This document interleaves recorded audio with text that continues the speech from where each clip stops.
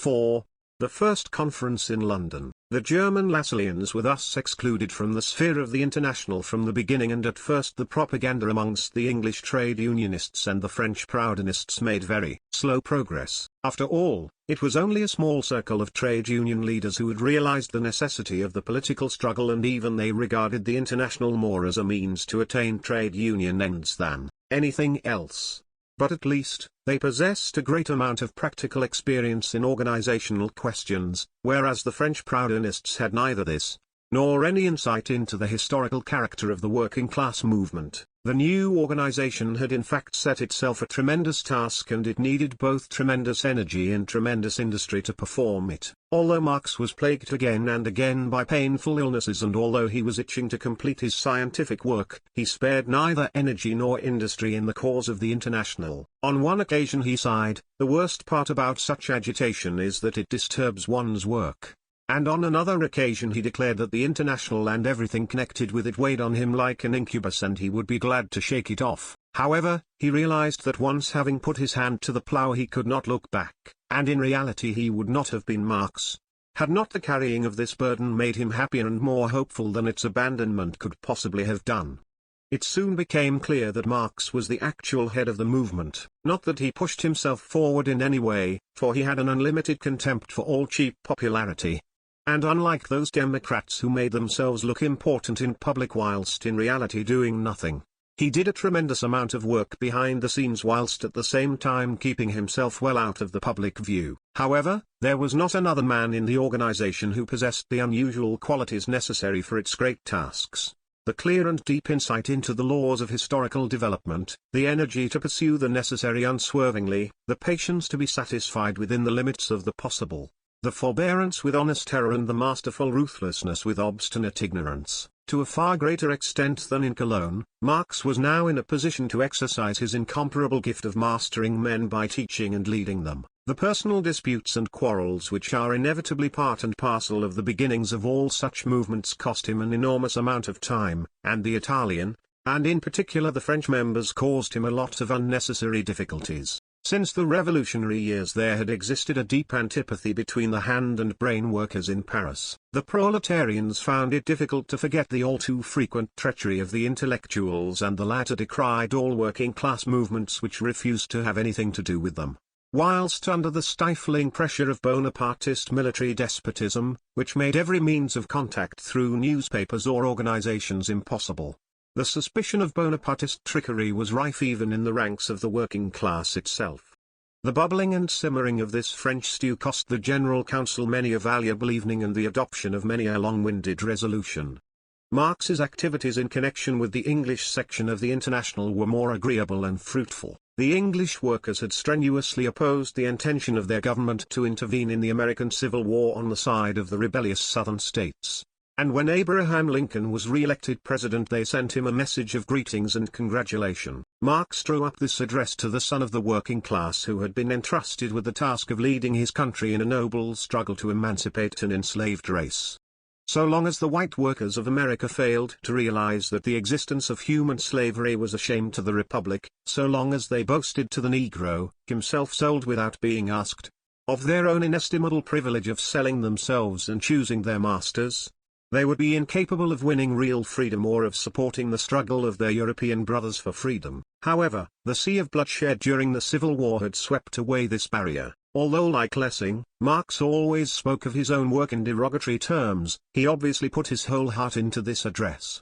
Writing to Engels, he declared that he had been instructed to give the address its form, which was a more difficult task than if he had been made responsible for the content as well, and that he had done so in order that the language should at least be different from the usual vulgar democratic phraseology which was the usual stock in trade of such documents. Lincoln did not fail to observe the difference and, much to the surprise of the London newspapers, for the old man invariably replied to congratulations from bourgeois democratic circles with a few formal compliments, he answered the address in a warm and friendly tone. In view of its content, an address read by Marx on value, price and profit on the 26th of June, 1865, to the General Council of the International was much more important. Its aim was to refute the contention of a number of members of the council that a general rise in wages could be of no real use to the workers and that therefore the trade unions were harmful. This was based on the erroneous assumption that wages determined the value of commodities and that if the capitalists pay 5 instead of 4 shillings in wages today, they will sell their commodities for 5 instead of 4 shillings tomorrow, as a result of the increased demand. Marx declared that although this was very shallow reasoning and took only the most superficial appearance of things into account, it was nevertheless not easy to explain all the economic questions involved to ignoramuses. It was impossible to compress a course of political economy into 1 hour. However, in fact he succeeded in doing so admirably, and he was thanked by the trade unions for having rendered them a valuable service. It was chiefly the growing movement for a reform of the franchise which brought the International its first signal successes, and on the 1st of May, 1865, Marx reported to Engels, "The Reform League is our work. In the Central Committee of 12 all the working class representatives are members of our General Council, including Acarius. We have foiled all the middle class attempts to deceive the workers. If this attempt to regenerate the political working class movement in England succeeds, then our association will have done more for the European working class than would have been possible in any other fashion, and without making a noise about it, and there is every prospect of success." On the 3rd of May, Engels answered, "In a very short space of time and with very little to do, the International Association has really won a tremendous amount of ground. It is a good thing that it is now so busily engaged in England instead of forever bothering its head with the cliquism of the French. At least you have some compensation for your lost time."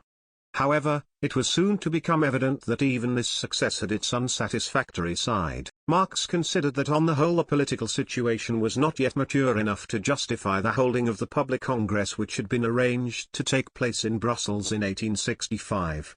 And he feared, not without good reason, that it would degenerate into a Babel of tongues. With great difficulty and against particularly energetic opposition from the French, he succeeded in securing agreement for the holding of a closed conference in London instead of the public congress.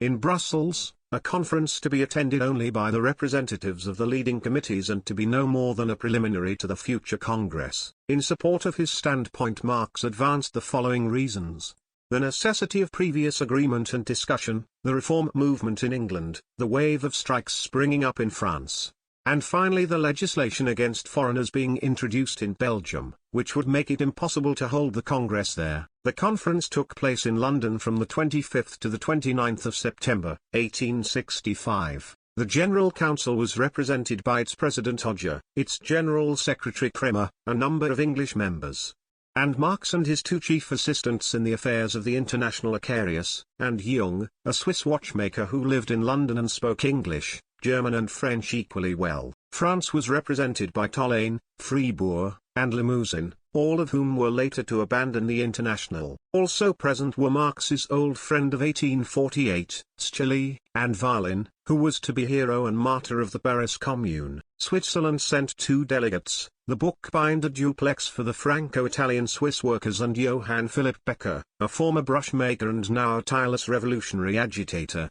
for the German-Swiss workers. Belgium was represented by César de Popper, who had begun to study medicine as a compositor's apprentice and had succeeded in becoming a doctor.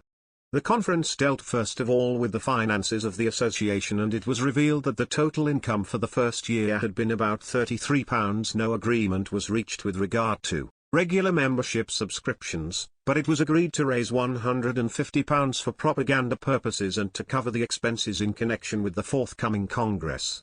£80 to be raised in England, £40 in France and £10 each in Belgium and Switzerland. The budget of the International was never its most impressive feature, nor did money ever represent the sinews of its war. Years later Marx declared with grim humor that the finances of the International had always represented steadily growing negative quantities.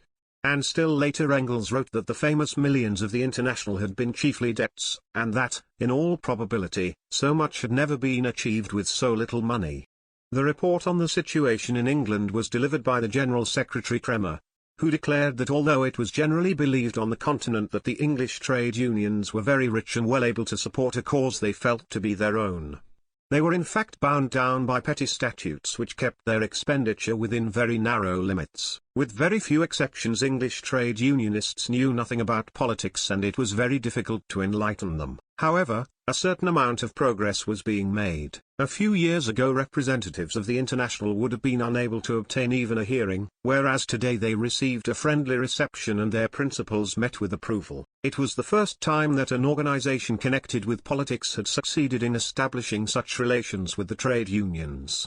Fribourg and Tolaine reported that the International was meeting with a good reception in France. Apart from Paris, members had been won in Rouen, Nantes, Elbeuf, Caen and other places, and a considerable number of membership cards had been sold at 1.25 francs for the annual subscription. Unfortunately, the proceeds had been exhausted by the setting up of a bureau in Paris and by the expenses of the delegates to the conference. However, the General Council was offered the consoling prospect of the sale of the remaining 400 membership cards. The French delegates complained that the postponement of the Congress had been a great hindrance to the development of the movement. The French workers were intimidated by the Bonapartist police regime, and one met continually with the objection, "Show us what you can do first of all, and then we will join you." The reports which Becker and Duplex made for Switzerland were very favorable, although the agitation there had been going on only for 6 months. In Geneva there were 400 members, and in Lausanne and Vevey 150 members each. The monthly membership subscription had been fixed at 50 pence,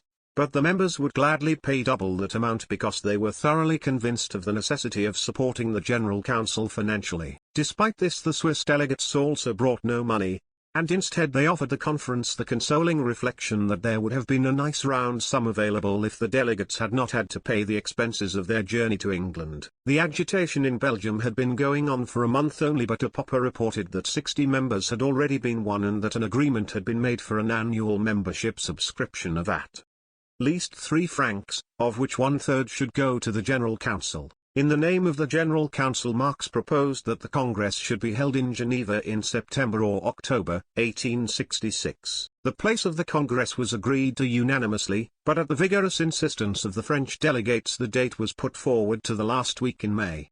The French delegates also demanded that anyone in possession of a membership card of the International should be given a seat and a vote at the Congress, declaring that this was a matter of principle and the real meaning of the general franchise. Exclusively delegate representation at the Congress, as demanded by Kremer and Acarius, was secured only after a lively debate. The General Council had drawn up a very big agenda for the Congress: cooperative work, the shortening of working hours, female and child labor, the past and future of the trade unions, the influence of the standing army on the interests of the working classes, etc. But only 2 points produced differences of opinion, and one of them was not put forward by the General Council at all, but by the French delegates. They demanded that religious ideas and their influence on the social, political and cultural movement should be made a special point on the agenda. How they came to put forward this suggestion and what attitude Marx took up towards it can perhaps best be seen in a few sentences in the obituary article on Proudhon written by Marx a few months later and published in Schweitzer Sozialdemokrat, the only contribution he ever made to the latter paper. By the way, Proudhon's attack on religion and on the churches, etc., rendered a great local service at a time when the French socialists considered it necessary to prove their superiority to the bourgeois Voltairism of the 18th century and the German godlessness of the 19th century by their religiousness. Peter the Great defeated Russian barbarism with barbarism, and Proudhon did his best to defeat French phraseology with the phrase. The English delegates also warned the conference against having anything to do with this apple of discord, but the French delegates insisted and their motion was adopted with 18 against 13 votes. The other point on the agenda which produced disagreement was put forward by the General Council and dealt with a question of European politics which Marx considered of particular importance, namely the necessity of opposing the growing influence of Russia in European affairs by re-establishing the independence of Poland on a democratic and socialist basis in accordance with the right of self-determination for all nationalities.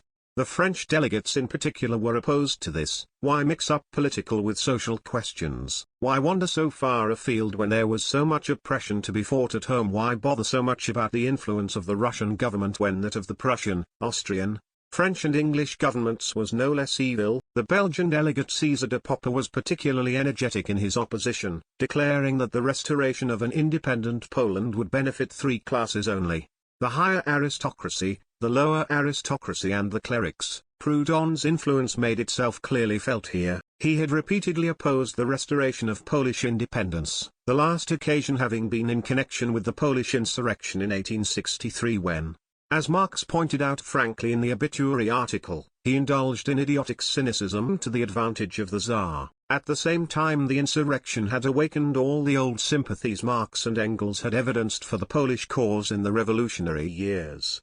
They intended to issue a joint manifesto on the insurrection, but in the end this intention was not carried out. Their sympathy for Poland was certainly not uncritical. On the 21st of April, 1863, Engels had written to Marx, "I must say that it takes a thick hide to summon up any enthusiasm for the Polacks of 1772. In the greater part of Europe the aristocracy of the day went down decently and even with wit, although its general maxim was that materialism represented what one ate, on what one slept, what one gained at the gaming tables or received for hard work. No aristocracy was quite so stupid as the Polish in the way it sold itself to the Russians."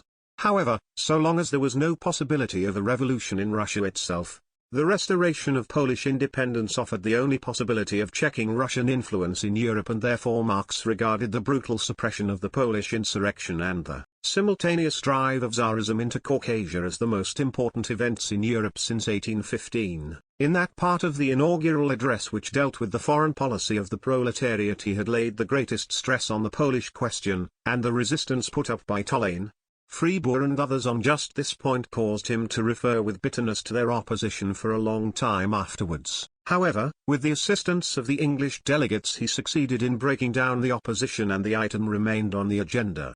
The conference held private sessions in the morning, under the chairmanship of Jung, and semi-public meetings in the evening, under the chairmanship of Vodja. Those questions which had already been thrashed out and agreed upon in the private sessions were then brought up for discussion in these evening meetings before a larger audience which consisted chiefly of workers. On their return to Paris the French delegates published a report of the conference and the agenda which had been drawn up for the Congress, and this met with a lively echo in the Paris press. Marx observed with obvious satisfaction, "Our Parisians have been somewhat surprised to discover that just the paragraphs on Russia and Poland which they wanted to have deleted created the biggest sensation." And many years afterwards he still recalled with lively satisfaction the enthusiastic comments which these passages in particular and the Congress agenda in general had produced from the famous French historian, Henri Martin.